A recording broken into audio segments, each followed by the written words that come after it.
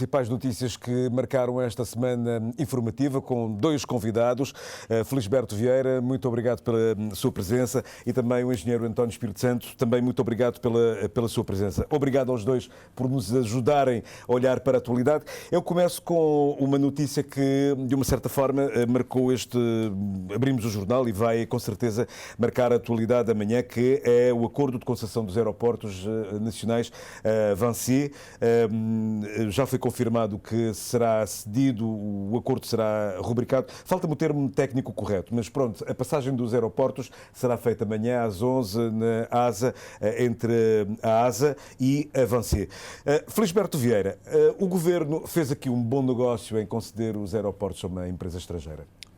Boa noite. Em primeiro lugar, gostaria de agradecer o convite. Agradeço também a vossa presença aqui. Para estar aqui, depois de longo tempo fora dos holofotes da comunicação social, e agradecer Acho que os dois também estavam há muito tempo longe dos holofotes da comunicação social. O colega comentador e analista, engenheiro António Espírito Santo, companheiros de várias lidas em posições diferenciadas, mas que tenho muito respeito e consideração por ele. Em relação a esta matéria, eu acho que a notícia em si é boa. A notícia em si é boa porque o contrato, a minuta do contrato foi assinada já há algum tempo. Se não estou em erro, em junho do ano 2022, a minuta do contrato, publicado numa portaria do Governo, num decreto-lei do Governo, e que estabelecia prazos para o início da operação com a concessionária. E esses prazos foram-se alterando, parece que 2 ou 3 vezes. E com críticas por parte do PICV. E sem nunca haver uma explicação direta, objetiva e plausível de quais são as causas, ou causas para além das causas que estão na origem deste adiamento. Então, fica-se no mundo da especulação. Fica-se numa situação com legitimidade necessária, não só em relação aos partidos da oposição, mas a própria sociedade civil questionando essa matéria. E a notícia de que vai ser assinado amanhã, a passagem, digamos, da gestão dos 4 aeroportos internacionais, mais 3 ou 4 aeródromos a nível do país, será feita amanhã, com o objetivo de procurar uma linha de competitividade, de modernização, novos ganhos em termos de negócios e também da chamada criação da grande área exclusiva da chamada economia aérea. Este objetivo que o Governo se propõe. Portanto, temos a esperança de que isso possa concretizar, trazendo novos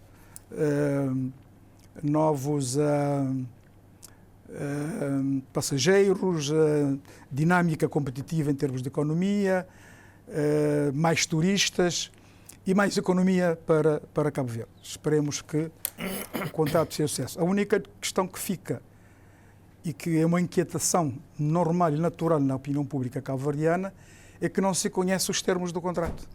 Não se publicou ainda o contrato global de concessão, quais são os seus termos, porque a concessão pode ser boa ou má em função dos termos do acordo, em função dos cadernos de encargos e o seu cumprimento. E porquê que o Governo ainda não fez isso? Nós temos uma má experiência com aquilo que se passa agora no transporte marítimo em Cabo Verde, e vamos chegar lá se tempo é, mas isto o Governo que terá que explicar. Portanto, esta parte da comunicação do Governo, como diz os franceses, tem sido muito feble nesta matéria, e, portanto, é fundamental que, concomitantemente, a passagem da concessão avance, aeroporto, seja imediatamente publicado por uma questão de transparência e de segurança dos negócios e a tranquilidade também dos cidadãos cabo-verdianos, que se publique claramente todos os termos do contrato. Sr. Engenheiro, foi um bom negócio que Cabo Verde fez com o Vinci? Não. Primeiro, boa noite ao Dr. Felisberto Vieira, um prazer estar aqui convosco. Boa noite aos senhores telespectadores. É difícil de responder taxativamente a essa questão pelo simples facto, a meu ver, de não ter havido um concurso público e sério, que é isso que nos permitiria avaliar melhor um dos aspectos do contrato que vai ser assinado. Em segundo lugar, não se conhece ainda todos os termos do contrato. Portanto, é difícil dizer isso. Em terceiro lugar, olha, a privatização, bom, desta vez vamos para os aeroportos, mas essas privatizações, pelo menos dos TACV, desde os anos 90 estão em pauta, e também a questão, portanto, dos transportes aéreos. Porque a questão de fundo aqui é a dimensão estratégica do transporte aéreo e, sobretudo, num arquipélago. Um governo tem a obrigação de, pelo menos, de assegurar o direito dos cidadãos a circularem livremente pelo país. E, pelo que se vê até agora com as soluções, esse direito não tem sido assegurado. Eu, tendo em conta outras experiências, incluindo essa dos transportes marítimos, a minha posição é espero para ver. Chamou-me a atenção, no entanto, para além da falha de não ter havido concurso, aí creio que, se não é erro... O facto de haver uma concessão, isto queria dizer que obrigatoriamente tinha que ter concurso, ou é uma opção estratégica do Governo escolher uma empresa a quem concessionar a gestão dos aeroportos? Aqui nada é obrigatório. Estou eu a perguntar. Não, é uma opção. A lei dá É uma opção. Não disse que é ilegal. Dá essas duas opções ao Governo. Eu não disse que é ilegal. A opção, E o Governo tinha dito isso também, a não é? opção de fazer concurso público Ou concessionar. ou concessionar a uma empresa com experiência e know-how suficiente Mas já para essa, não é, o problema não está na legalidade ou não ilegalidade do ato. O problema está na governo explicar e colocar na esfera pública todas as informações necessárias para que, objetivamente, os cidadãos cabo-verdianos possam ajuizar da bondade ou não desse negócio do refiro-me a outra coisa. Refiro-me a um procedimento que teria permitido para já avaliar da bondade da escolha.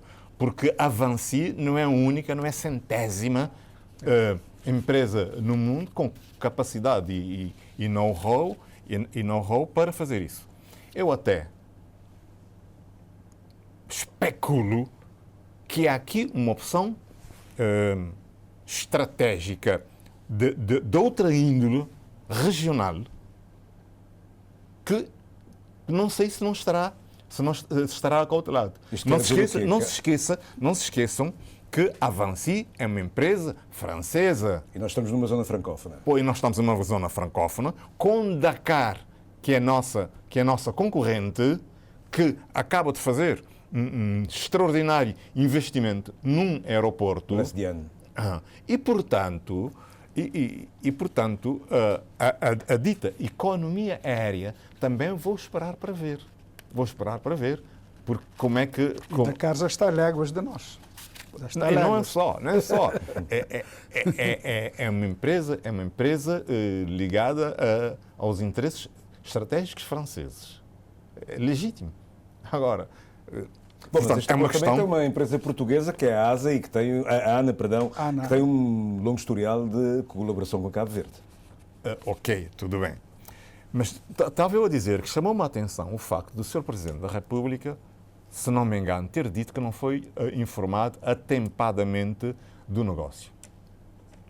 Eu considero isto grave e, repare, se o Sr. Presidente da República não é informado atempadamente do negócio, eu não vou acreditar que os outros, os sindicatos, por exemplo, tenham sido informados, e são os mais diretamente interessados nisso. São os seus postos de trabalho, são as suas famílias.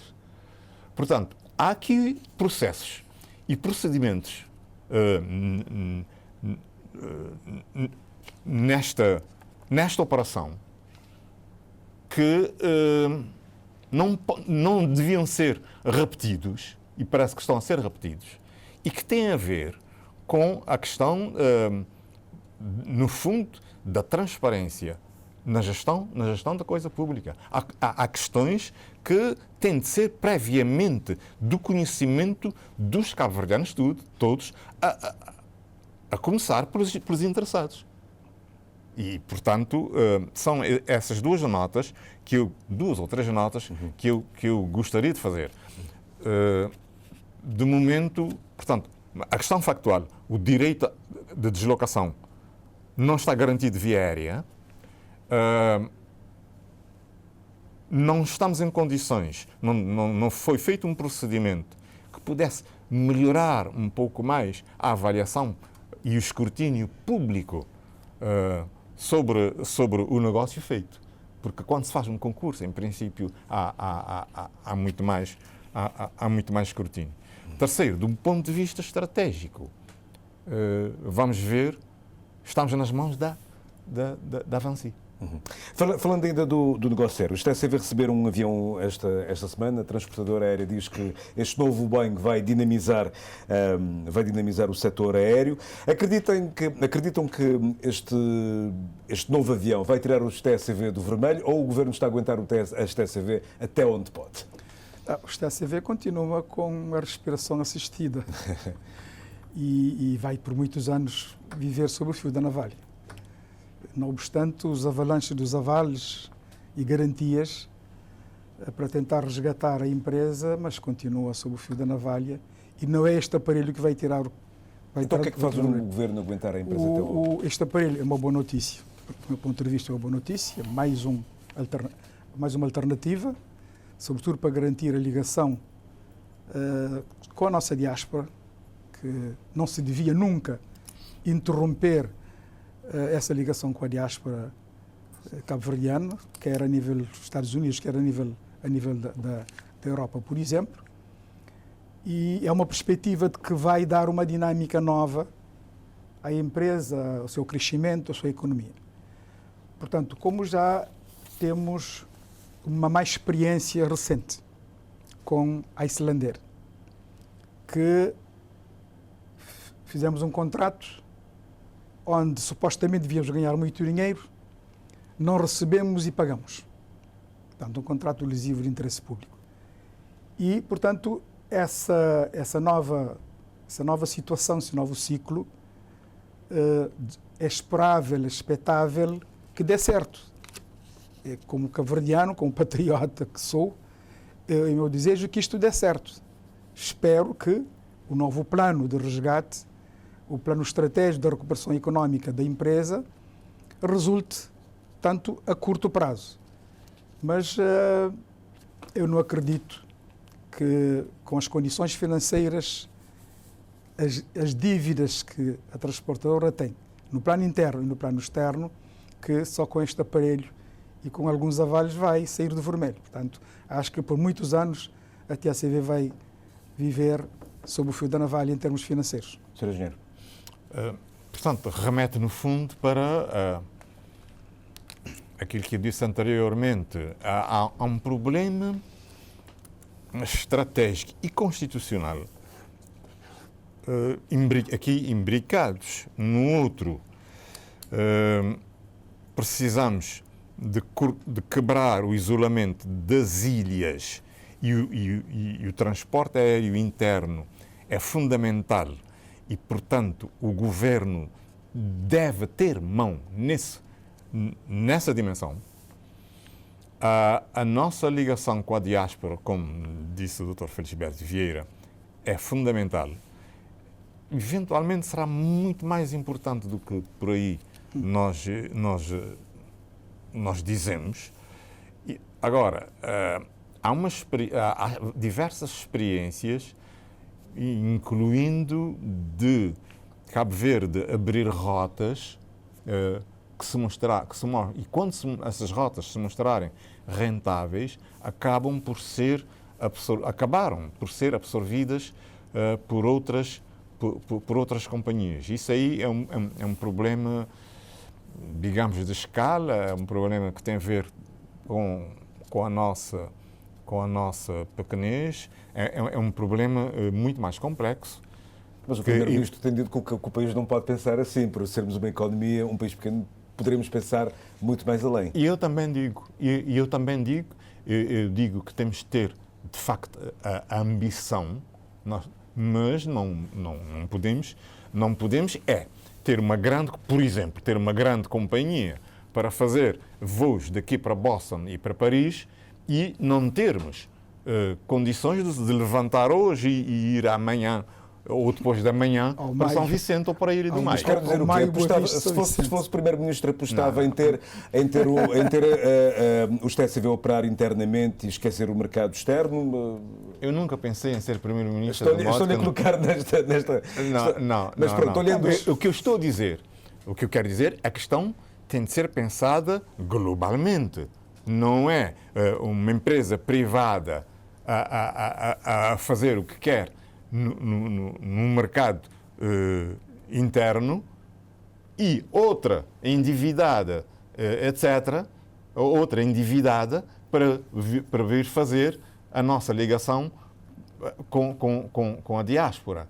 Será que e mesmo um avião chegará para tudo isso? Quer dizer, eu tenho a sensação de que está havendo uma espécie de navegação à vista em vez de traçar um modelo de conjunto que tenha em conta as necessidades internas, que tenha a necessária ambição de um país que tem na sua diáspora um potencial económico, intelectual, científico, etc., enorme, e fazermos um modelo, como disse, global, de conjunto, e a partir daí, então, tomarmos as decisões. Agora, hoje há um avião que vem, depois há uma empresa que faz os preços que entender, potenciando o isolamento entre cabo-verdianos e entre as nossas ilhas. Não creio que é por aí. Creio que temos de discutir Cabo Verde numa ótica estratégica de conjunto, seja mesmo em cada setor, em setores, como, por exemplo, os transportes, seja aéreos, seja marítimos. Muito bem, vamos esta semana... Isto não está nessa visão de conjunto.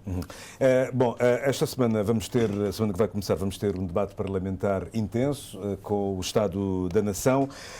Vai ser um debate previsível, com o Governo a apresentar os resultados económicos que tem conseguido, recorrendo a indicadores internacionais e nacionais para mostrar que o país está a funcionar, e uma oposição completamente em desacordo com o que o Governo vai dizer no Parlamento. Vamos ter um debate do género.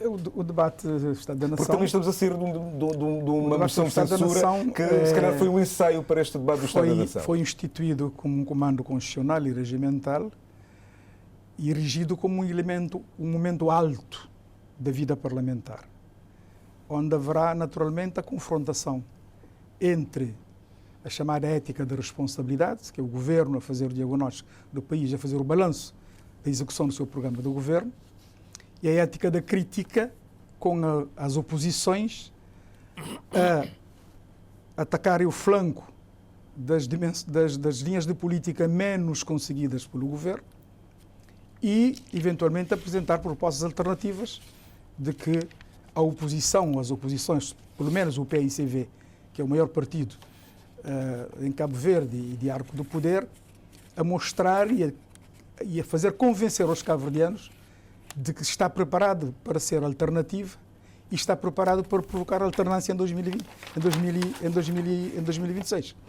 Portanto, será um debate entre visões diferentes, abordagens diferentes e estratégias de comunicação também diferentes. Por onde é que o PICV vai atacar o MPD? Eu acho que o PICV, na linha daquilo que se tem feito o exercício da oposição nos últimos 2 anos, a começar pela moção de censura. Eu, pessoalmente, fiquei surpreendido com a introdução da moção de censura nesta circunstância e a distância entre a apresentação da moção de censura e o debate sobre o Estado-nação, por uma questão de estratégia e tática da gestão do calendário. Mas o PICV não quis deixar... Do calendário político. Mas com a moção de censura o PICV não quis colocar o MPD na parede, usando uma metáfora, não deixando que aquelas questões que estavam na moção de censura saíssem da agenda política? Bom, a não ser que o PICV tem algum trunfo escondido e que não apresentou durante a moção de censura, quer apresentar agora durante a moção de confiança. A moção de confiança não, durante o Estado da Nação. Durante o Estado da Nação. Talvez haja elemento ex novo, como dizem os juristas, que o PC vai surpreender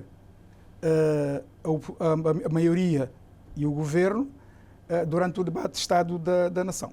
Portanto, os pontos fundamentais, haverá um grupo de...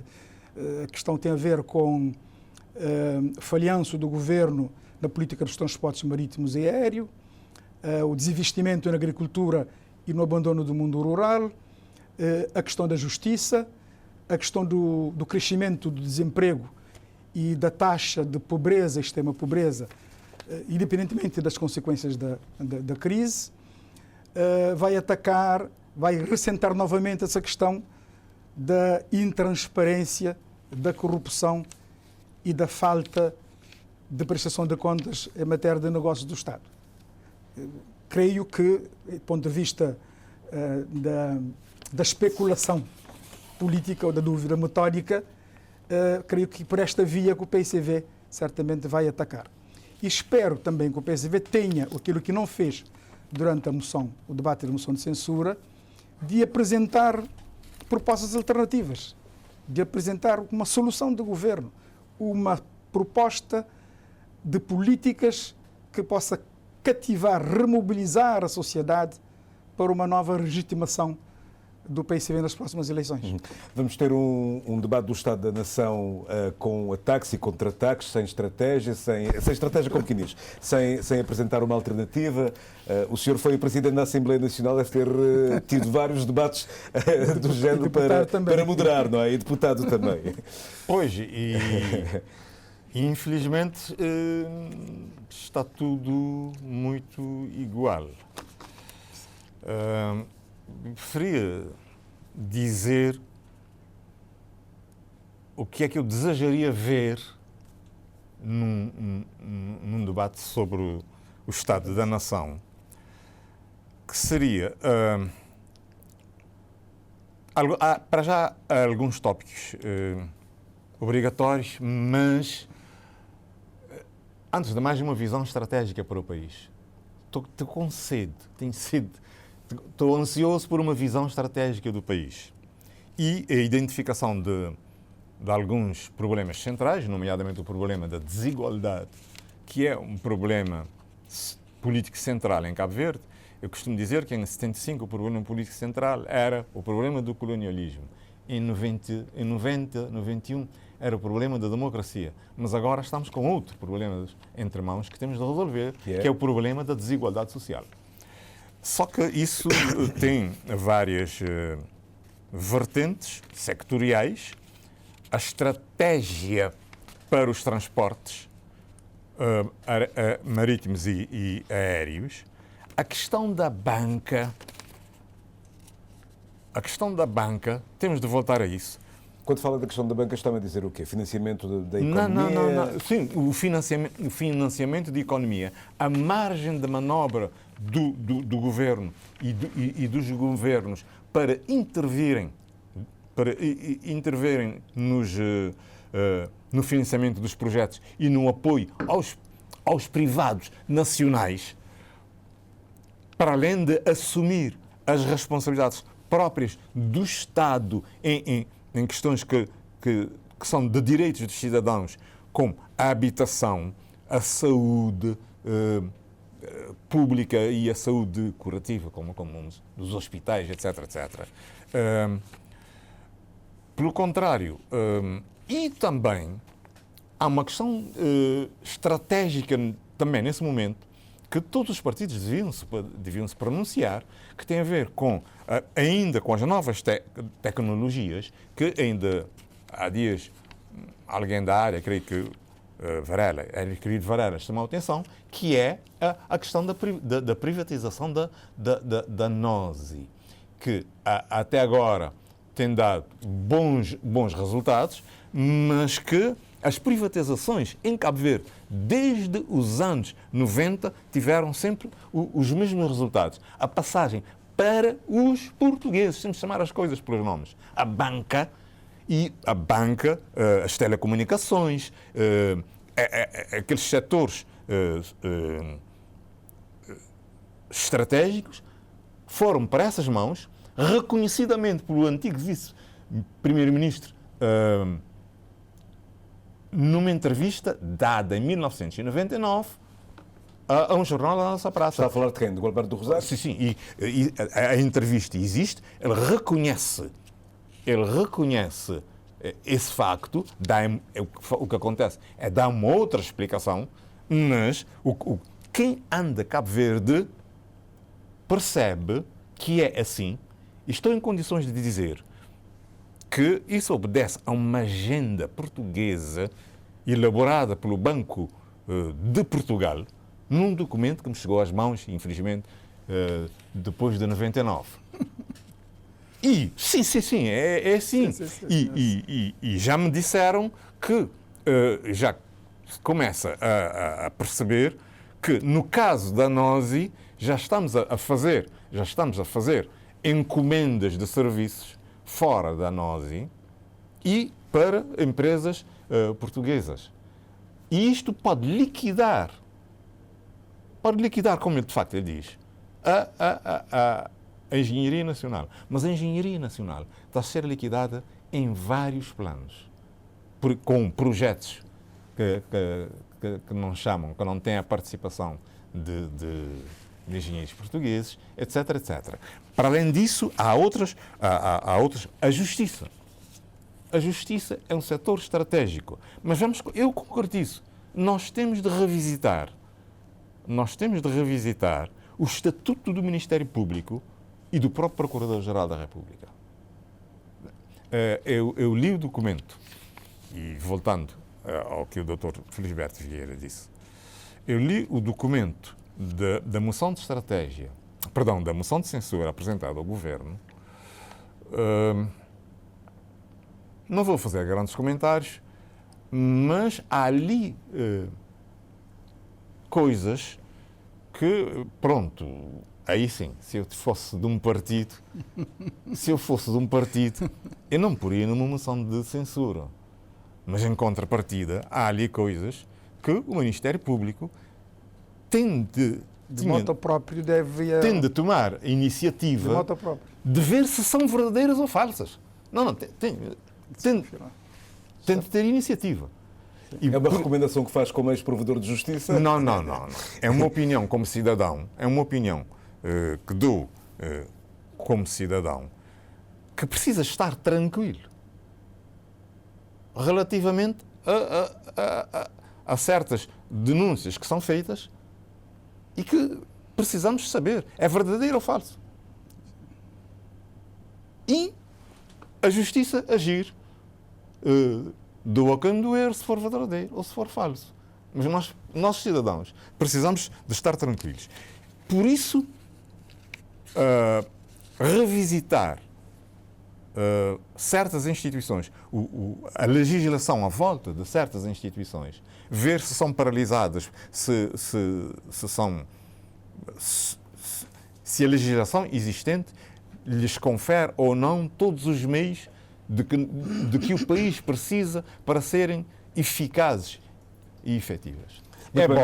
Só que, em vez de nós estarmos com propostas elaboradas a partir de teses académicas jurídicas, etc., nós temos de partir, de facto, de teses e de correções a partir de avaliação dos atos e omissões das instituições. Muito bem, o nosso tempo já chegou ao fim, mas há aqui um assunto que eu gostaria de ouvir uma opinião vossa em 2 minutos.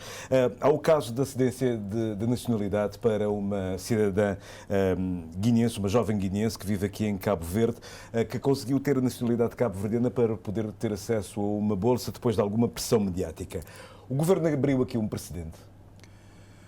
Em 2 minutos. Eu acho que, para um caso concreto, tendo em conta as relações que nós temos com a Guiné-Bissau, primeiro devo dizer que a questão de nacionalidade tem que funcionar no quadro regulatório próprio, específico do país, e no quadro, tanto das leis da República. Primeira questão. Segunda questão, é um caso concreto que, felizmente, foi despoletado pela comunicação social e pelas redes sociais. E o Governo reagiu em relação a esta matéria, sob pressão, e acabou por atribuir a nacionalidade à jovem guineense. Eu, pessoalmente, apoio esta medida, ainda que seja um precedente, por uma questão até diria, ética de urgência, ou diria questão até humanitária. Mas nós somos o primeiro país da CPLP que produziu uma lei, o chamado Estatuto dos Cidadãos Lusófonos. E, portanto, temos a obrigação de, em coerência, agir nesse sentido, que é a relação à Guiné-Bissau, que é a relação a São Tomé, Angola, Moçambique, e abrir um processo de aquisição de nacionalidade, como ouvi há bocado a entrevista do Sr. Ministro das Comunidades e a lei aprovada por unanimidade no Parlamento, e agora criar um task force para se acelerar, digamos, este processo, por uma questão da nação global. A nação só será global se efetivamente a diáspora africana, que é a diáspora com maior dificuldade, ser incluída plena e integralmente na nação global cabo-verdiana. Porque é o elemento constitutivo, sociologicamente, da nação cabo-verdiana. Não podemos ter no documento, na Constituição ou nos programas do Governo, somos uma nação global diaspórica e, na prática, não temos políticas concretas para essa realização. Sr. Engenheiro, o que é que acha desta em 2 minutos também? O que eu li daquilo deu-me a sensação de que fiquei com a ideia de que seria uma jovem filha de guineenses e que... O pai ainda não tinha conseguido a nacionalidade e ela tinha tido uma excelente nota que lhe permitiria ter um acesso a uma bolsa.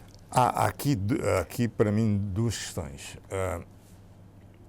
É preciso evitar qualquer penalização a uma criança ou a alguém nascido em Cabo Verde por decisão certa ou errada, mas por, eventualmente... Ela acho que nasceu na Guiné-Bissau, foi muito pequena da Guiné. Sim. É preciso que a administração evite tudo o que possa configurar discriminação. Aquele tipo de discriminações que nós não queremos ver nos nossos imigrantes em Portugal, França, Espanha, etc. O país de acolhimento. O país de acolhimento. Ponto 1. E ainda por cima, penalizando quem foi criança aqui em Cabo Verde, de modo que entendo que o Governo agiu bem e, se for um precedente, será um bom precedente no sentido de que a legislação tem que ser retocada de modo a poder acolher esses factos. Mas não, esta é a árvore. Não percamos de vista a floresta. E a floresta é o conjunto de relações de Cabo Verde com a CEDEAO, que estamos aqui num limbo. É preciso clarificar e decidir. Muito bem.